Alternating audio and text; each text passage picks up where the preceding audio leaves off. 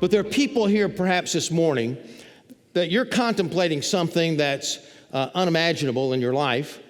And one of the reasons why you're doing that is because you feel so alone. You feel the loneliness inside. It's been said that loneliness has been described as one of the most universal sources of human suffering.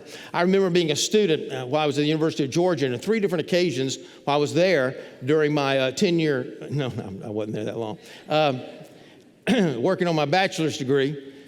We had people, in fact, one of the dorm rooms of Reed Hall was called Hangman's Hall. And a young man hung himself in one of those dorm rooms. He had a roommate, but his roommate was living with his girlfriend, and he didn't have any outside fellowship at all, didn't know anybody, and finally he just couldn't take it anymore, and in his loneliness, he took his life. Now, we think about that sometimes, realizing that 70% of those in nursing homes, for example, never get a visit. 17 million Americans live alone.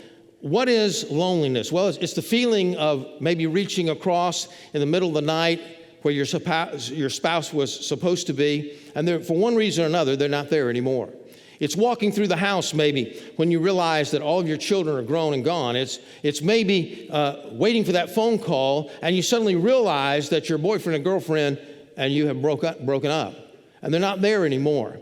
Loneliness can take many, many different forms, but two things are true about loneliness. Number one, it can draw us to a relationship with God that we have never experienced before. And number two, you can have victory over loneliness.